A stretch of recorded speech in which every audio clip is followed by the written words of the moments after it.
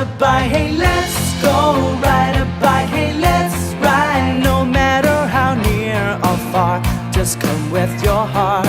Ride a bike, hey, let's go. Ride a bike, hey. Welcome, and this is our Phuket Xtra Extra for the weekend. Firstly, happy birthday to His Majesty the King on this auspicious occasion of his 88th birthday. It's been a very, very busy week on Phuket Xtra. Firstly, with what's happening around Surin Beach, and that's going to be a big story over the next few weeks. And also the developing story we mentioned on Friday about the plot of IS to infiltrate the kingdom, trying to upset the interests of Russian people living here. So that's a story we'll be following on Phuket Xtra next week. This is the top 5 stories from last week. A warning about bad language in the following video footage. The new US ambassador to Thailand, Glyn Davies, is running into protest wherever he goes following his criticism of Thai politics at a meeting with foreign media last week. 200 protesters turned up to the US Embassy in Bangkok to suggest he goes home, with a few even more colourful suggestions. Even the Thai PM, who met with the ambassador a few weeks ago, has been openly critical of Mr Davies delving into the local political landscape. After a day of threats on Friday, life continues as normal along Surin Beach over the weekend.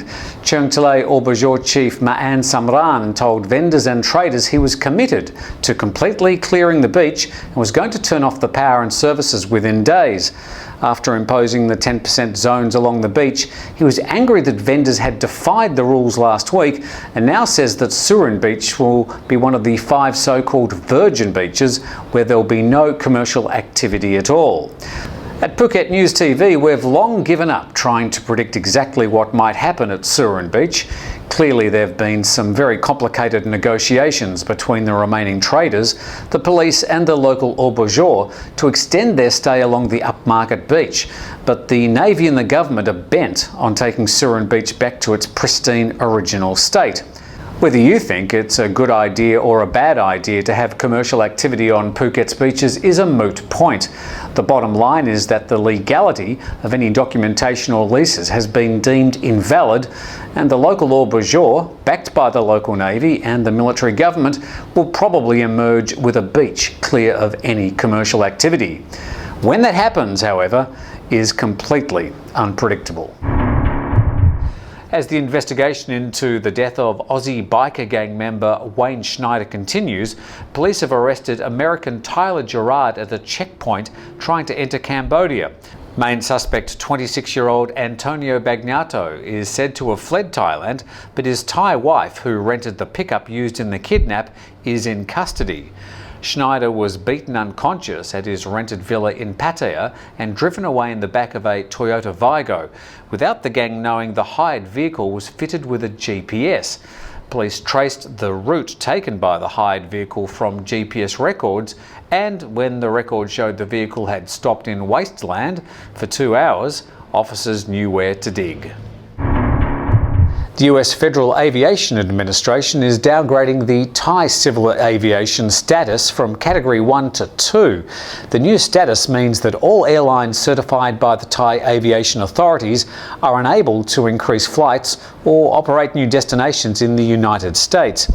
The FAA's move is a blow to Thai aviation authorities, which have been criticised of lax safety standards. It's believed that its decision will encourage the authorities in other countries to impose strict rules on Thai airlines.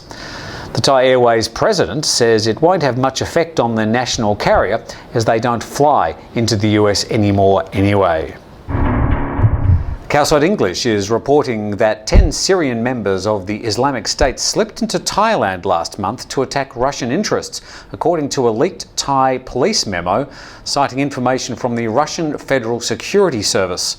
It specifically indicates that 4 travelled to Pattaya, 2 to Phuket and 2 to Bangkok, and 2 to unknown destinations. The alleged terrorists' whereabouts and names were not identified. According to the FSB warning, their goal is to perpetrate attacks against Russian interests in the kingdom. Well, that's the way we saw the week, the top 5 stories on Phuket Extra. We're back again on Tuesday because Monday is a public holiday. We'll see you then. รวมความรักของทุกคนเพื่อพ่อของเรา This is the Phuket News. This is Novosti Phuketa.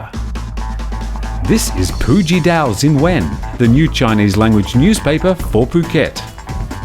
Available at 600 locations around Phuket. Your island, your newspapers.